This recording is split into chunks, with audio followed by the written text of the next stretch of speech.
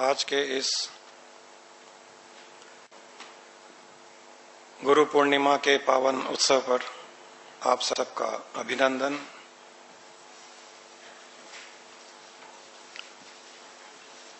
आज का यह अवसर हम सभी को अपने अपने गुरु के प्रति आभार प्रकट करने के लिए मिलता है। जिस गुरु से हमें ज्ञान प्राप्त होता है, जो गुरु हमें जीवन जीने की कला सिखाता है, जो गुरु हमें जीवन का एक मार्गदर्शन देता है, उसका मोल तो कभी भी नहीं चुकाया जा सकता। कितने भी धन दौलत या किसी और चीज से महंगी चीज से भी उसका मोल नहीं चुकाया जा सकता। गुरु के ज्ञान का मोल सिर्फ आभार प्रकट करके ही चुकाया जा सकता है। आप सब अपनी आंखें बंद कर लें, अपने गुरु को याद करें, उस गुरु के दर्शन करें अपने आज्ञा चक्र पर। आज्ञा चक्र जो दोनों भ्रुकुटियों के बीच का स्थान है, जहां पर लेडीज बिंदी लगाती है, उस आज्ञा चक्र पर अपने गुरु के दर्शन करें। गुरु जी एक ऊंचे आसन पर बैठे हैं और आप उनके चरणों में पूर्ण रूप से समर्पित भाव से बैठे हैं। अपने दोनों हाथ जोड़कर गुरु जी के चरणों में आप नमस्तक होकर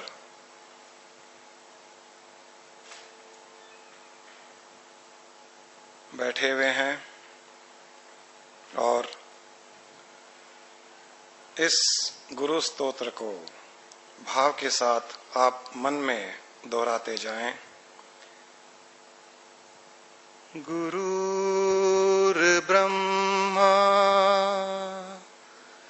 गुरुर्विष्णु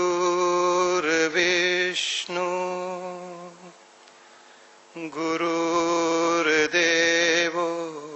महेश्वरा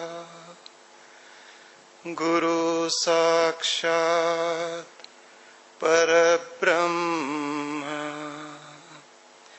तस्मै श्री सद्गुरवे नमः।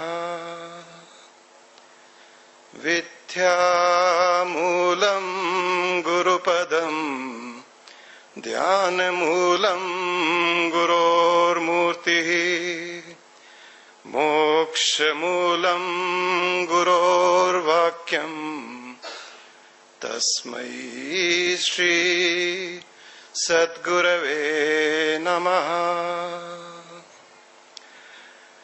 अज्ञानतिमिरान्धस्य ज्ञानाञ्जनशलाकया चक्षुरुन्मीलितं येन तस्मै श्री सद्गुरवे नमः। अखण्डमण्डलाकारं व्याप्तं येन चराचरं तत्पदं दर्शितं येन तस्मै श्री सद्गुरवे नमः। तस्मै श्री सद्गुरवे नमः। तस्मै श्री सद्गुरवे नमः।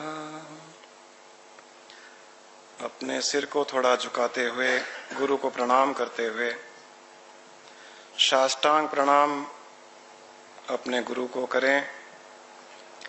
भाव उत्पन्न करें जो गुरु आपके समक्ष बैठे हुए हैं ऊंचे स्थान पर, आसन पर, कि हे गुरु जी, आपने मुझ जैसे तुच्छ इंसान को, जो अज्ञानी और अंधकार में भटक रहा था, उस तुच्छ इंसान को क्या से क्या बना दिया। मुझे अपने स्वरूप का आभास करवाकर इस जीवन मृत्यु के चक्रव्यूह से आपने बाहर निकाल दिया। इस प्रकार अपना भाव अपने सद्गुरु के प्रति प्रकट करते हुए, उन्हें नमस्कार करते हुए साष्टांग नमस्कार कीजिए। गुरु जी का एक हाथ आपके सिर के ओर बढ़ रहा है। महसूस कीजिए आपके गुरु जी का हाथ आपके सिर के ऊपर हल्के हल्के फैलता हुआ आपको आशीर्वाद देता हुआ। गुरु के हाथ से दिव्य प्राण आपके शरीर में फैल रहे हैं। आपके शरीर में उन दिव्य प्राणों का संचार हो रहा है। कितनी बड़ी कृपा आप पर सद्गुरु की है, जो आपके सिर पर हाथ फेरते हुए आपको आशीर्वाद प्रदान कर रहे हैं।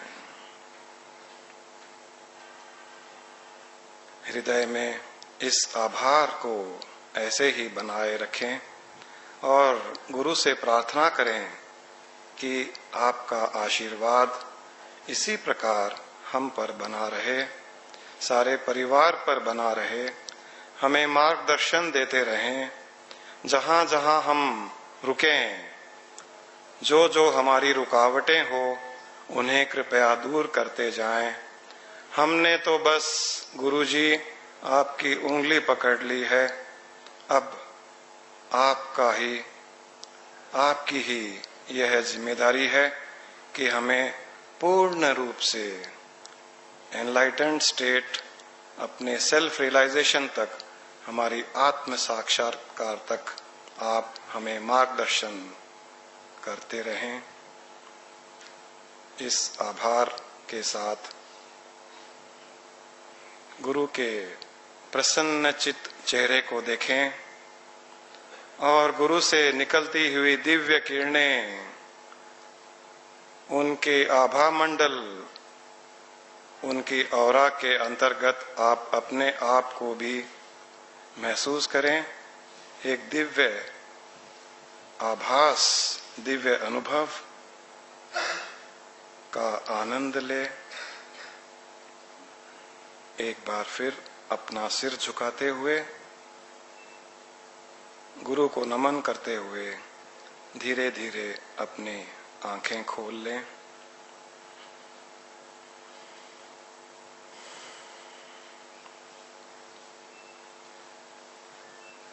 गुरु को ब्रह्मा विष्णु महेश किस लिए कहा गया है? ब्रह्मा जी का जो कार्य है वह है उत्पत्ति का, उत्पन्न करना। विष्णु का कार्य है उसका संचालन करना और शिव का कार्य है संहार करना, नष्ट करना। गुरु को इन तीनों के बराबर किस लिए माना गया है? हम लोग रोज या अक्सर इस श्लोक को पढ़ते हैं, इसको याद करते हैं, उच्चारण भी करते हैं।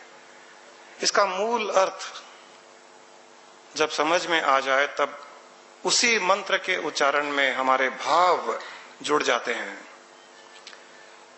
गुरु ज्ञान की उत्पत्ति करता है, इसीलिए ब्रह्मा के बराबर माना गया है।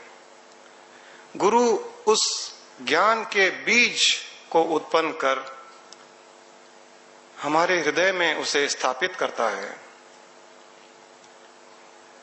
ज्ञान का बीज क्या है? ज्ञान उसे कहा जाता है जो हमें हमारे स्वरूप से मिलाए। हम साधारणतया अपने इस शरीर को ही सब कुछ मानते हुए जीवन व्यतीत करते हैं। यह शरीर जिसका मुझे आभास हो रहा है, यही मैं हूं, इस प्रकार हम हर कार्य संसार में करते हैं और उसके कारण ही हम संसार में दुख सुख आदि भोगते हैं। इस सत्य से हटकर भी एक सत्य और है। हमारा स्वरूप यह शरीर नहीं है, क्योंकि यह शरीर जब नहीं रहता है तब भी हम रहते हैं। और यही बात हमें गुरु जीवित रहते हुए इस शरीर के छूटने से पहले ही उसका आभास करवाता है कि तुम सच में, सत्य में जो तुम हो वो यह शरीर नहीं हो। इस शरीर से हटकर, इस शरीर से अलग और कुछ हो। शरीर के रहने या न रहने से भी तुम रहते हो। यह ज्ञान का बीज गुरु हमारे हृदय में स्थापित करता है। इसलिए उस गुरु को ब्रह्मा कहा गया है। और इस ज्ञान की उत्पत्ति के पश्चात सत्संग रूपी जल के द्वारा गुरु उस ज्ञान रूपी बीज को जल देते हुए, उसकी सिंचाई करते हुए, उस एक छोटे से बीज को धीरे धीरे धीरे धीरे बड़ा करता हुआ एक ज्ञान का बड़ा वृक्ष बना देता है। ज्ञान के वृक्ष में मीठे मीठे अनुभव के फल भी लगने लग जाते हैं। और जैसे जैसे उन फलों का आनंद हम लेते हैं तो हमें सही में पता चलता है कि जो हमने पढ़ा था, जो सुना था, वो क्या स्थिति है, उसका क्या अनुभव है। यह सब उस गुरु के ज्ञान के द्वारा ही, उस गुरु की सिंचाई करने से वो जो ब्रह्मा रूपी बीज की उत्पत्ति हुई थी, अब विष्णु रूपी उस कार्य को संचालित करते हुए गुरु हमें आगे बढ़ाते हैं। और शिव जिसका कार्य है नष्ट करना, जैसे हमने बीज बोया जमीन में, तो जमीन के आसपास अगर जहरीले कोई दूसरे घास फूस आदि उग जाते हैं तो गुरु उनको भी नष्ट करते जाता है, क्योंकि उसके उगने से वो ज्ञान रूपी बीज में अंकुर नहीं फूटेगा। इसलिए गुरु वो शिव का कार्य भी करता रहता है।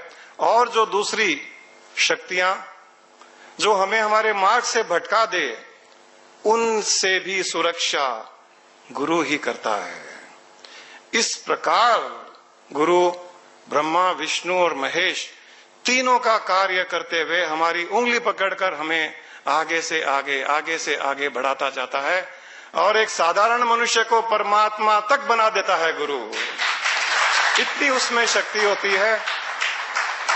और वो भी इसी जन्म में जीवित रहते हुए, शरीर के छूटने से पहले एक बीज को जब एक बड़ा वृक्ष बना दिया सकता है, तो एक साधारण मनुष्य को परमात्मा तक बना देता है वो गुरु।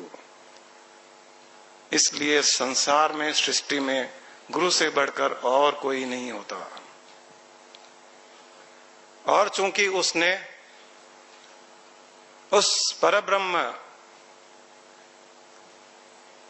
को प्राप्त किया, उसके दर्शन किए, उस स्वरूप को पहचाना और उसमें स्थित हो गया, और उसी परब्रह्म परमात्मा से ये ब्रह्मा, विष्णु, महेश आदि उत्पन्न हुए हैं। इसलिए गुरु का स्थान उस परब्रह्म परमात्मा के बराबर माना गया है।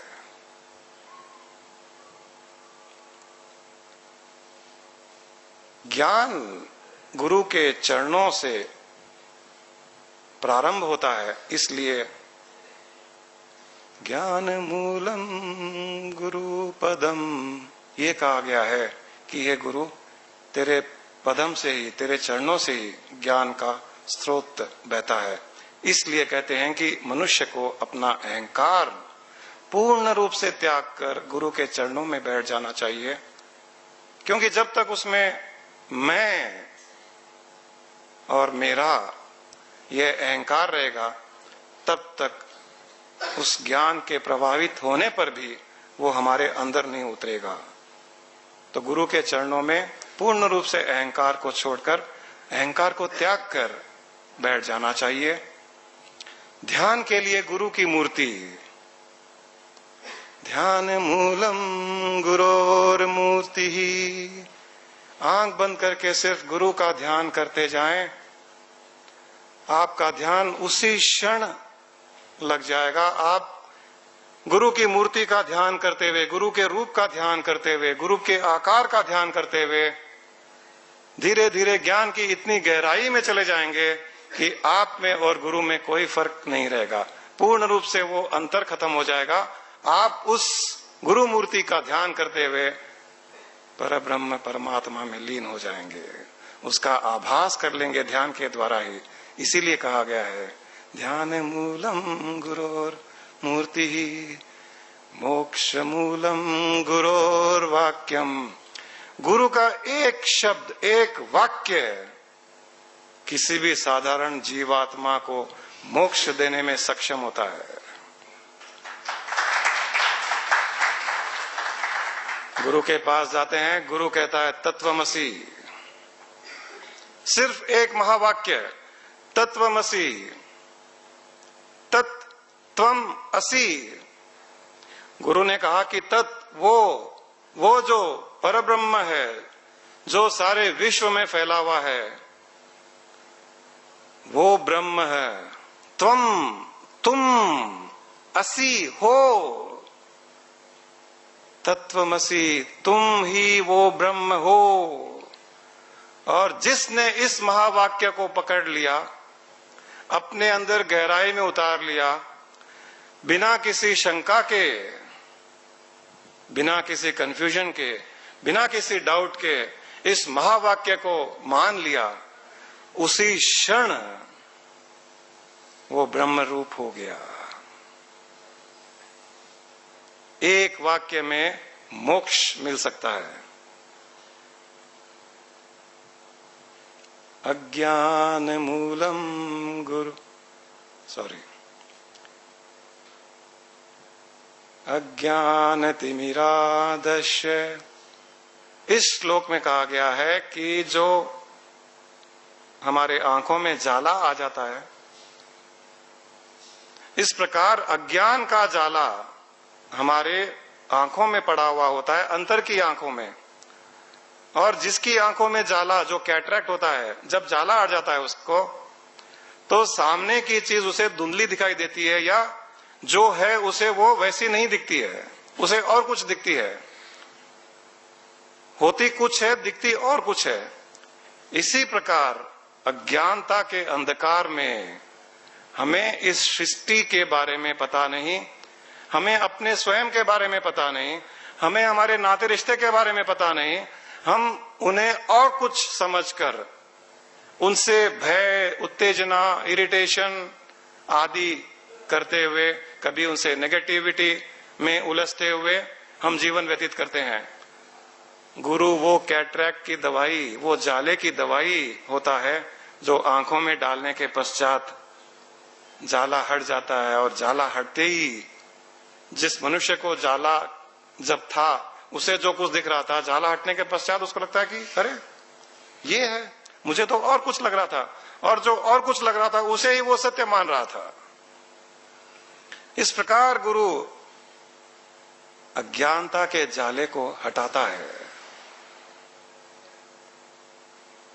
अखंड मंडलाकारम, इसमें कहा गया है कि ये जो अखंड विश्व है, ये जो अखंड ब्रह्मांड है, इसमें जो चर और अचर में, जो जीव और निर्जीव में, वस्तु में, जीव में, शरीर में, हर चीज में जो शुद्ध चेतन स्थापित है, उसका दर्शन हमें गुरु करवाता है, जो हमें साधारणतया उनके बारे में पता नहीं होता है। इस प्रकार ये गुरु स्तोत्र का अर्थ बताया गया है। इस अर्थ के साथ, इस भाव के साथ आप कभी भी इस गुरु स्तोत्र का उच्चारण करें, फिर देखिए, और इसमें जो रहस्य बताए गए हैं, उन रहस्यों को पकड़ करके जीवन में आगे बढ़ने का प्रयास करते जाएं। जितनी शांति मनुष्य को गुरु के पास मिलती है और जितना निर्भय मनुष्य गुरु के होने से होता है, जब हम हमारे गुरु जी के पास जाते थे और जब भी हम उनके चरणों में बैठकर कुछ सुनने या नहीं सुनने के इच्छा के बिना भी हम उनके पास चरणों में बैठ जाते थे, उस समय संसार की कोई भी वस्तु हमें न तो याद आती थी, न उसके बारे में कोई मन में चिंता फिक्र उठती थी। चाहे जीवन में कितनी से कितनी बड़ी समस्या भी हो, लेकिन गुरु का सानिध्य जब होता है तो हम चिंता मुक्त होते हैं पूर्ण रूप से, क्योंकि वो चिंताएं फिक्र आदि गुरु आपको जब विश्वास है, श्रद्धा है, तो वो अपनी जिम्मेदारी अपने ऊपर लेकर के आपको उससे छुटकारा दिलाया हुआ रखता है। एक शिष्य की ये बहुत खासियत होनी चाहिए, शिष्य में एक गुण होना चाहिए कि गुरु के पास जब भी जाए, सबसे पहले अपना अहंकार बाहर छोड़कर जाए, घर पर छोड़कर जाए या कहीं ना कहीं ट्रैफिक जाम में छोड़कर आ जाए। दूसरी बात, कभी भी गुरु के सामने जोर से नहीं बोलना चाहिए, ऊंची आवाज में कभी भी बात नहीं करना चाहिए, गुरु की बात को कभी काटना नहीं चाहिए, क्योंकि आपको पता नहीं है कि उसके किस बात में आपके कल्याण के लिए एक ज्ञान रूपी शब्द निकल जाएगा जिससे आप बात काटने से वंचित रह जाओगे। कई लोगों को मैंने देखा है, गुरु के पास जाते हैं, पूरा ईगो लेकर के जाते हैं और मैंने गुरुजी ये किया, मैंने गुरुजी वो किया, इस तरह से हुंकार शब्द के साथ में गुरु के सामने प्रस्तुत होते हैं वो। और गुरु कुछ कहता है, बीच में अपनी बात लगा देते हैं, गुरु की बात काटते हैं। ऐसे लोगों को मैंने 50 साल गुरु के पास जाते हुए देखा है, और 50 साल के पहले जहां थे वहीं के वहीं 50 साल के बाद भी वो वहां के वहीं रह गए। लेकिन जिसने कभी ऊंची आवाज में बात नहीं की, जिसने कभी उनकी बात को काटा नहीं, हंसी मजाक गुरु ने किया तो हंसी मजाक ले ली, गुरु ने कुछ आलोचना की अगर, तो भी आलोचना को उसने अपने लिए एक संदेश ही लिया। और अगर 1-2 घंटे तक गुरुजी कुछ नहीं बोलते हैं तो भी शिष्य चुपचाप बैठा रहा वहां पर, क्योंकि गुरु न बोलते हुए भी अपने भाव से आपके अंदर कुछ न कुछ डालने का प्रयास करता है। कई लोगों को इसके बारे में पता नहीं, बहुत बड़ा रहस्य है। हम जब हमारे स्वामी जी के पास जाते थे, कई बार ऐसा हुआ, मैं, मेरी पत्नी, हम लोग उनके सामने बैठे हैं, वो अकेले बैठे हैं कहीं गौशाला में, और तीसरा कोई नहीं होता था। कई बार ऐसा हुआ कि 1-1, 2-2 घंटा, 3-3 घंटा हम उनके पास बैठे रहे, उन्होंने एक शब्द नहीं कहा और हमने कुछ पूछा भी नहीं। चुपचाप हम 2-2 घंटे, 3-3 घंटे बैठे रहते थे उनके पास। और जब 2-3 घंटे के पश्चात बिना कुछ बोले वो जब उठ करके चले जाते थे, हमें उसी क्षण लगता था कि हम ऊपर उठ चुके हैं। एकदम साफ महसूस होता था कि हम अगली सीढ़ी पर चले गए। उन्होंने कुछ कहा नहीं, लेकिन उन्होंने बहुत कुछ दिया। इस प्रकार हमारी यात्रा इतनी तीव्र गति से आगे बढ़ती चली गई कि रोज, हर बार, हर मुलाकात में, हर दर्शन में हम 1-1 सीढ़ी आगे चलते चले गए। सीढ़ी नहीं, बाद में तो हम लिफ्ट में ही जाने लग गए। जब उनकी कृपा हुई तो हम लिफ्ट में ही जाने लग गए। इस क्वालिटी को धारण कीजिए। ये मैं मेरे जीवन के अनुभव से बता रहा हूं। इस गुण को जो धारण करेगा, उसके लिए इस जन्म में एनलाइटनमेंट बहुत आसानी से, बहुत जल्द उसके चरणों में आकर के गिरेगा वो। आपको और कहीं जाने की आवश्यकता नहीं, किसी शास्त्र को पढ़ने की आवश्यकता नहीं, कहीं कोई प्रवचन में जाने की आवश्यकता नहीं, क्योंकि बहुत पढ़ लिया, बहुत सुन लिया। और जितना पढ़ोगे, जितना सुनोगे, उतनी बुद्धि ज्यादा कार्य करेगी। हर बात में तर्क वितर्क होएगा। हमने जो हमारे गुरुजी के पास हम जाते थे, स्वामी जी को हम पूछते थे कई बार कि स्वामी जी आपके पास कई लोग जो 25-25, 30 साल से आ रहे हैं, वो खुद कहते थे ये मेरे पास 25 साल से आ रहे हैं, 30 साल से आ रहे हैं, 20 साल से आ रहे हैं, और इन्होंने इतनी प्रगति नहीं की जितनी तुम लोगों ने 2-3 साल 4 साल में की।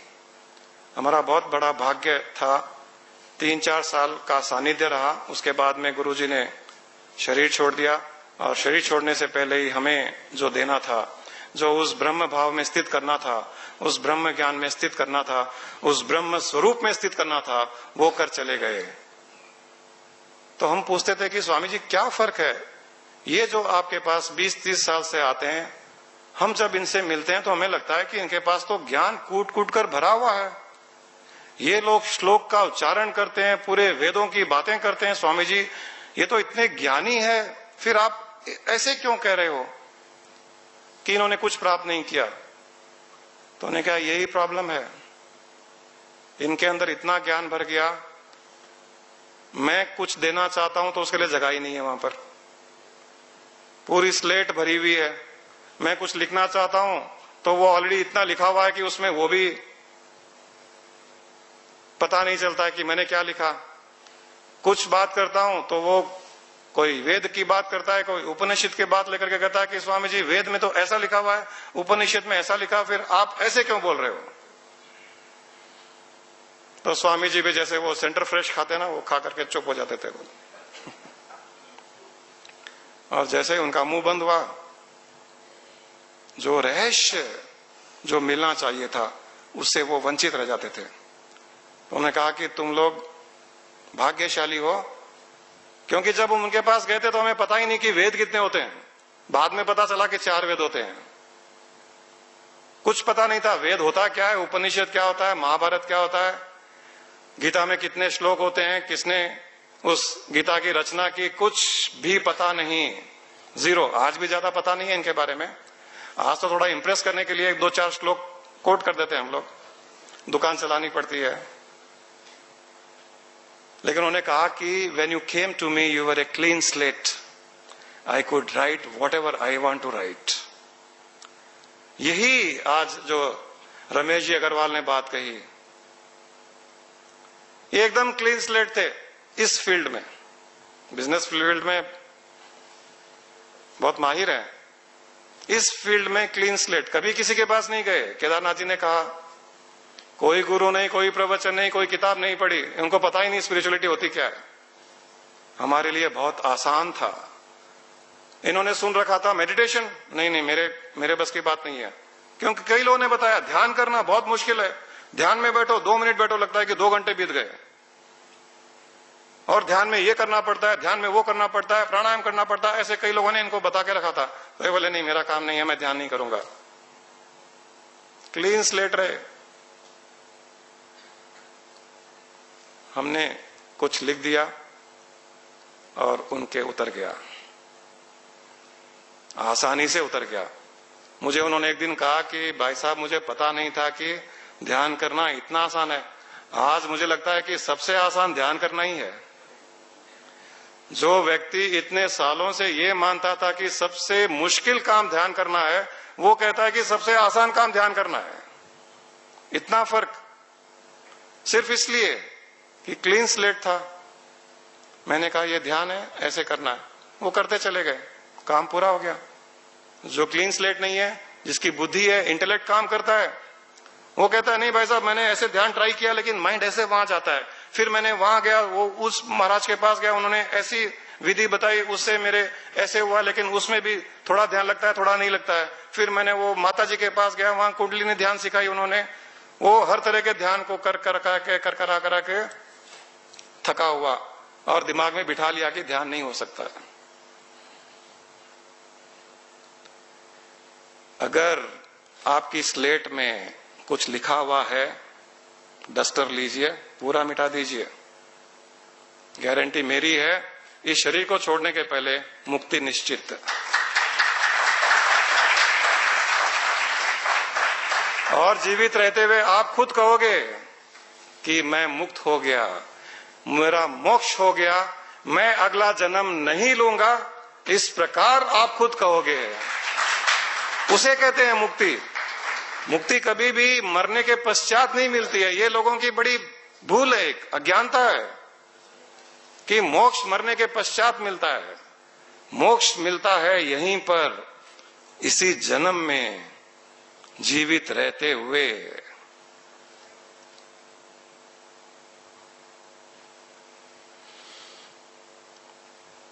चार चीजें अगर उपलब्ध हो, चार तत्व अगर उपलब्ध हो और उनका समावेश हो, चारों चीजों का, चारों तत्वों का एक साथ में, तो मुक्ति और मोक्ष बहुत आसान है। सिर्फ चार चीजों की आवश्यकता है। और जहां तक मुझे पता है, यहां जितने लोग बैठे हुए हैं उनको सबको उन चारों चीजों का समावेश उनमें है। इन चार चीजों में सबसे पहली आवश्यक चीज, रिक्वायरमेंट, ये है कि हम मनुष्य योनि में हो। दूसरी रिक्वायरमेंट, माता पिता धार्मिक वृत्ति, आध्यात्मिक वृत्ति और प्यार करने वाले हों। नाटक की बात पर मत जाइए, अक्सर माता पिता अपने बच्चों को प्यार करते हैं। तीसरी बात, हमारे अंदर उस सत्य को जानने की इच्छा हो कि सत्य क्या है। और चौथी रिक्वायरमेंट, आपके जीवन में एक सच्चा गुरु हो। इन चारों चीजों का समावेश मुक्ति को जन्म देता है। और इन चारों चीजों के होने के बावजूद भी अगर कोई मुक्त नहीं हो पाता, उससे बड़ा बदनसीब जीव इस संसार में नहीं होता। और यहां जितने लोग बैठे हुए हैं, ये चारों चीजें उनके जीवन में है। मनुष्य वो तो है ही है, अच्छे माता पिता हैं, हर चीज की सुविधा है हमारे पास, सत्य को जानने की इच्छा भी है और किसी न किसी गुरु का सानिध्य भी है। इनके चारों के होते हुए मुक्ति और मोक्ष का द्वार खुला हुआ है। सिर्फ आपको थोड़ी सी यात्रा चल करके करनी पड़ती है। अगर वो भी नहीं करेंगे तो फिर पता नहीं किस जन्म में, कितने जन्मों के पश्चात इन चारों चीजों का फिर से समावेश होगा। बहुत बड़ी रिस्क ले रहे हैं हम। अगर हमने इसका सही उपयोग नहीं किया, इस अपॉर्चुनिटी को अगर यूज नहीं किया, तो हम बहुत बड़ी रिस्क ले रहे हैं। और मुक्ति और मोक्ष का सिर्फ यही मतलब नहीं निकालें कि चलो अगला जन्म नहीं होगा, उसको भी भूल जाएं। अगला जन्म होगा नहीं होगा किसने देखा है? कई लोग प्रश्न करते हैं, उसको भी भूल जाएं। कम से कम जीवन की परेशानियों से तो मुक्त हो जाएं, क्रोध से मुक्त हो जाएं, उत्तेजना, एंजाइटी से मुक्त हो जाएं, इरिटेशन से मुक्त हो जाएं, फ्रस्ट्रेशन से मुक्त हो जाएं। किसी ने कुछ बोल दिया तो भी हम उसका बुरा न माने, उस प्रकार मुक्त हो जाएं। हम जैसा चाहते थे वैसा कार्य नहीं हुआ, फिर भी हमें बुरा नहीं लगा, उस प्रकार मुक्त हो जाएं। इतनी मुक्ति भी मिल जाए तो भी जीवन स्वर्ग के बराबर हो जाएगा। अब अगर हमें वह मुक्ति भी नहीं चाहिए तो उस जीवात्मा को साष्टांग नमस्कार, उसका फिर कुछ नहीं हो सकता। इस स्थिति को प्राप्त करने के लिए किसी को कुछ छोड़ने की आवश्यकता नहीं है। न किसी को गृहस्थी छोड़ने की आवश्यकता है, न किसी को व्यापार छोड़ने की आवश्यकता है, न व्यापार को बढ़ाने की इच्छा भी छोड़ने की कोई आवश्यकता है, उसकी भी आवश्यकता नहीं है। हर कुछ करते हुए, संसार में हर कुछ करते हुए भी वह संभव है।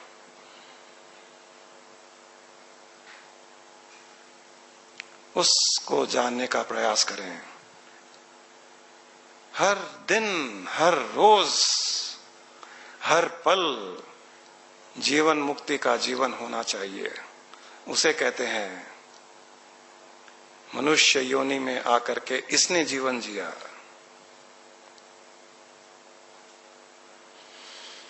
आप अगर शरीर हैं तो गुरु आपकी आत्मा है, और जो व्यक्ति अपनी आत्मा की बात मानकर, सुनकर अपना जीवन व्यतीत करता है, उसे सही मार्ग, दिशा और लक्ष्य की प्राप्ति होती है। परंतु जो व्यक्ति अपनी ही आत्मा की बात न मानकर अपनी बुद्धि से कार्य करता है, दूसरों की बुद्धि से कार्य करता है, वो न तो लक्ष्य की ओर बढ़ता है, न जीवन जीने की कला ही जानता है। कोशिश करें इस जीवन को व्यर्थ न गमाएं। इन चारों चीजों का समावेश हमारे हर जीवन में उपलब्ध है। किसी को कुछ छोड़ने की आवश्यकता नहीं। हर कुछ करते हुए, कर्तव्य जिम्मेदारियों को उठाते हुए, व्यापार करते हुए, व्यापार की बढ़ोतरी करते हुए, सेवा करते हुए, हर कुछ करते हुए हमें आगे बढ़ना है। हमारे गुरुजी कहते थे, स्वामी जी कहते थे, इवॉल्व वाइल इन्वॉल्विंग, कि इन्वॉल्व होते हुए भी मनुष्य इवॉल्व हो सकता है। उनको कई लोग पूछते थे, क्या स्वामी जी हम भी संन्यास ले लें, क्या हम सब छोड़ दें, क्या घर बार छोड़ने को लोग तैयार हैं। उन्हें पता था ये घर बार छोड़ देगा तो भी कुछ नहीं होगा इसका, क्योंकि जो व्यक्ति अपनी जिम्मेदारियां, कर्तव्यों से भागता है, उसकी आध्यात्मिक प्रगति भी नहीं हो सकती। हर संसारिक सामाजिक कार्य में इन्वॉल्व होते हुए भी हम इवॉल्व हो सकते हैं। Evolve while involving, involve while evolving, ये है जीवन जीने की कला। इसीलिए कहते हैं, गुरु को कीजिए दंडवत, कोटि कोटि प्रणाम, कीट न जाने भृंग को, गुरु कर ले आप समान। वो जो कीड़ा होता है, जैसे मैंने पहले भी बताया उस कीड़े के बारे में और भृंगी के बारे में। भृंगी कीड़ा एक साधारण से कीड़े को अपनी आवाज सुना सुनाकर, भर भर भर की आवाज सुना सुनाकर साधारण कीड़े को भृंगी कीड़ा बना देता है। उसी प्रकार गुरु एक शिष्य को बार बार बार बार वो ज्ञान की बात बता बता कर, तत्वमसि तत्वम असि, तुम आत्मा हो, तुम चेतना हो, तुम ब्रह्म हो, तुम परमात्मा हो, तुम शरीर नहीं हो, बार बार ये कहकर आप में सिर्फ थोड़ा पेशेंस होना चाहिए कि उसको बार बार सुन सके। जैसे साधारण कीड़ा पूर्ण रूप से समर्पित भाव से उस भृंगी कीड़े की भर भर आवाज को सुनता है, उसी प्रकार आप भी अगर गुरु की उस वाणी को बार बार सुनते जाएंगे, आप भी जैसे साधारण कीड़ा भृंगी कीड़ा बन जाता है, साधारण जीव गुरु ब्रह्म, गुरु विष्णु, गुरु देवो महेश्वरा बन जाता है और परब्रह्म के स्वरूप को पा लेता है। वो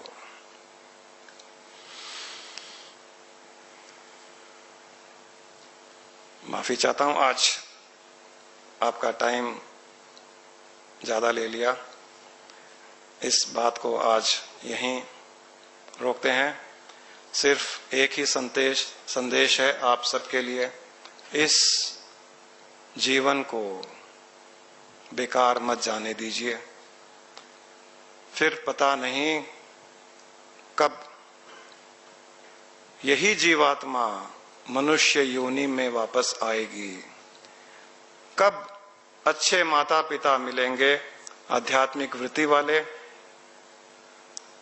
कब आपके अंदर सत्य को जानने की इच्छा पैदा होगी, और कब एक गुरु और सद्गुरु का मिलन होगा, इसकी कोई गारंटी नहीं। कितने जन्म लग सकते हैं, तो उस रिस्क को मत लीजिए। बिजनेसमैन हैं हम सब, मारवाड़ी यहां पर बैठे हुए, अक्सर इस अपॉर्चुनिटी को मिस न करें। और इस मार्ग में आगे बढ़ने के लिए किसी को भी कोई भय डर की आवश्यकता नहीं होनी चाहिए। कई लोग डरते हैं कि नहीं, इसमें आगे बढ़ेंगे तो होटल जाना छूट जाएगा, पिक्चर नहीं जा पाएंगे। हम लोग लाइव एग्जाम्पल है, हफ्ते में 4 बार होटल जाते हैं, 7 बार पिक्चर देखते हैं, कोई प्रॉब्लम नहीं है, क्योंकि अंतर्दृष्टि बदल गई। जो नहीं समझते वो समझ सकते हैं, अरे ये क्या आध्यात्मिक व्यक्ति है ये। लोग बोलते हैं आध्यात्मिक, मुझे तो नहीं लगते, हरदम मल्टीप्लेक्स में ही दिखते हैं, कहीं ना कहीं रेस्टोरेंट में बैठे रहते हैं। तो वो अपनी संकीर्ण दृष्टि से देखते हैं, क्योंकि कोई भी किसी के अंदर घुस करके नहीं देख सकता। अंतर की दृष्टि जब बदल जाती है तो सब कुछ करते हुए भी आप कुछ नहीं करते हो, वो स्थिति आ जानी चाहिए। शरीर मन इंद्रियां बुद्धि से हर कुछ करते हुए भी मैं कुछ नहीं कर रहा हूं, यह भाव हर समय रहे, यह स्थिति होती है। और इस भाव के रहते हुए, इस भाव में स्थित रहते हुए आप संसार का कोई भी कार्य कीजिए, उसमें परफेक्शन आ जाएगा। यही बात भगवान कृष्ण ने कही है, योगस्थ है कुरु कर्माणि योग है कर्म कौशलम, कि तुम उसके साथ में अपना योग बना करके कर्म करो, फिर देखो तुम्हारे कर्मों में कैसे कौशलता आती है। तुमको सोचना नहीं पड़ेगा कि मैं कैसे कर्म करूं, किस प्रकार बात करूं, मेरी वाणी क्या हो, क्या करूं क्या न करूं, सोचने की आवश्यकता नहीं पड़ेगी। स्वतः ही कर्मों में कौशलता आ जाएगी। ये योग से, उसके साथ योगासन से नहीं, अंतर्भाव के द्वारा उस परब्रह्म परमात्मा के साथ योग से हो जाता है। तो उसमें योग, अपना योग बना करके रखने का प्रयास कीजिए। संसार एक खेल बन जाएगा। सच में कहता हूं, ये स्वामी जी ने हमारे लिए संसार को खेल बना दिया है। कई बार कई लोगों से जब बात होती है, कई लोग कहते हैं कि ये प्रॉब्लम है लाइफ में, वो प्रॉब्लम है। जब उनको कुछ समझाते हैं तो वो लोग कई बार अपने ईगो में कहते हैं, भाई साहब जो प्रॉब्लम फेस करता है उसी को पता होता है प्रॉब्लम क्या होता है। मतलब ये इनडायरेक्टली कहना चाहते हैं कि आपको क्या प्रॉब्लम है। और ऐसे कई लोगों को मैंने जब बिठाया उनको और उनको बताया कि आप मेरी प्रॉब्लम सुनिए, अभी भी इस मोमेंट भी मेरी लाइफ में ये प्रॉब्लम्स है। मैंने जब उनको बखान किया प्रॉब्लम्स की, मैं 15 साल के पहले बिजनेस में था, बिजनेस छोड़ चुका हूं। 15 साल के पुराने भी किस्से कई आज भी मेरे सामने उड़ते रहते हैं, और ऐसे ऐसे भयंकर रूप से उड़ते हैं कि अगर यहां बैठे हुए किसी के भी जीवन में वो आ जाए, अगले दिन वो टैंक बंड में ही मिलेगा वो। इस प्रकार के प्रॉब्लम्स, और जब मैंने उन्हें बताए वो भौचके रह गए कि इतनी प्रॉब्लम्स के पश्चात आप ऐसे रह सकते हो। मैंने कहा अगली बार ये मत कहना कि जिसको प्रॉब्लम है वो ही जानता है। प्रॉब्लम के होते हुए भी आप इस प्रकार रह सकते हो। इस प्रकार रहने से प्रॉब्लम सॉल्व होने का संजोग तो फिर भी बन जाएगा, लेकिन आप जिस प्रकार रहते हो, प्रॉब्लम में भय चिंता फिक्र आदि करते हुए, उससे प्रॉब्लम सॉल्व होने के चांसेस कम हो जाते हैं, बढ़ने के ज्यादा हो जाते हैं, क्योंकि आप ध्यान उस प्रॉब्लम पर दे रहे हो। और जब भी, ये एक साइंस है, जिस चीज पर हम ध्यान देंगे वो चीज बढ़ती है। जैसे मैंने कहा, ध्यान मूलम गुरुर मूर्ति ही, कि आप गुरु की मूर्ति पर ध्यान देंगे तो स्वयं उस गुरु पद को प्राप्त कर लेंगे। वैसे ध्यान जब प्रॉब्लम पर रहेगा तो आप भी वो प्रॉब्लम ही बन जाओगे। जब आप ही प्रॉब्लम बन जाओगे तो सॉल्यूशन कहां से आएगा? इसलिए इस प्रकार जीवन जीना सीखे, अंतर्दृष्टि को बदल लें, अंतर्भाव को बदल लें और हर चीज को उस दृष्टि से शांत भाव से देखें। और कोई प्रॉब्लम अगर सॉल्व होने वाली नहीं भी है तो उसे दोनों हाथ जोड़कर स्वीकार कर ले, क्योंकि वो फिर आपके प्रारब्ध कर्म ऐसे हैं जिससे बड़े बड़े ऋषि मुनि भी नहीं बच सके, तो आप क्या बचोगे? जब हम बच ही नहीं सकते तब चिंता करने की आवश्यकता क्या है? और चिंता न करने से अगर प्रॉब्लम सॉल्व हो सकता है तो चिंता क्यों करें? शांत रहने के लिए काफी है। अंतर हृदय को शांत करने के लिए ये 2 वाक्य काफी है। अंतर में शांत रहिए, जीवन स्वतः ही बहता चला जाएगा। उसी प्रकार जिस प्रकार एक नदी स्वतः बहते बहते बहते बहते, किसी ने पूछा, हे नदी कब तक बहोगी तुम, थकती नहीं हो क्या? उसने कहा, नहीं, जब तक मैं समुद्र से न मिल लूं तब तक बहती रहूंगी।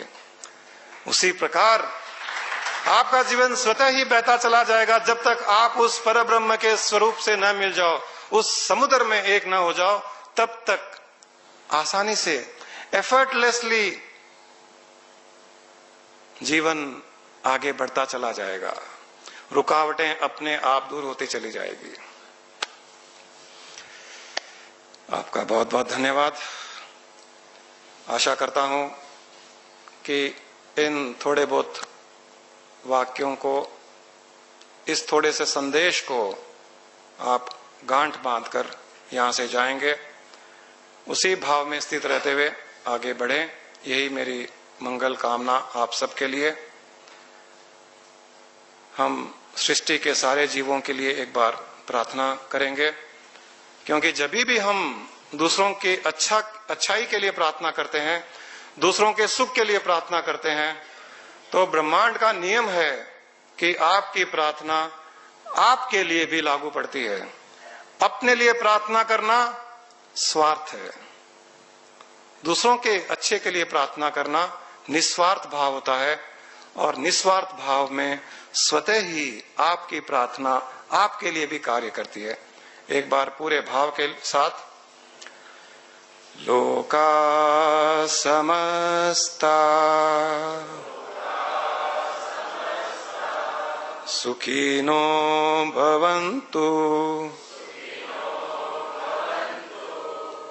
लोका समस्ता सुखिनो भवन्तु। कल्पना करें कि इस प्रार्थना की तरंगें आपके अंदर से बाहर जाती हुई सारे विश्व में फैलती हुई हर जीव को सुख और शांति प्रदान कर रही है। लोका समस्ता सुखिनो भवन्तु, लोका समस्ता सुखिनो भवन्तु। ओम शांति शांति शांति।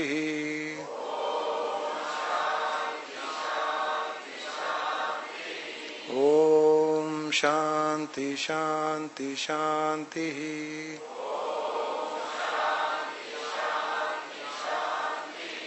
ओम शांति शांति शांति।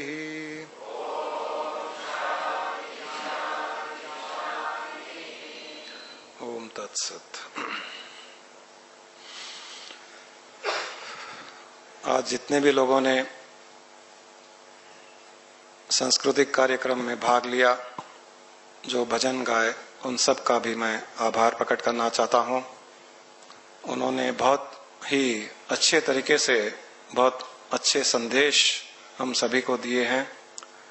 इसके लिए उन सब का आभार और आप सब का आभार जो यहाँ पर पधारे।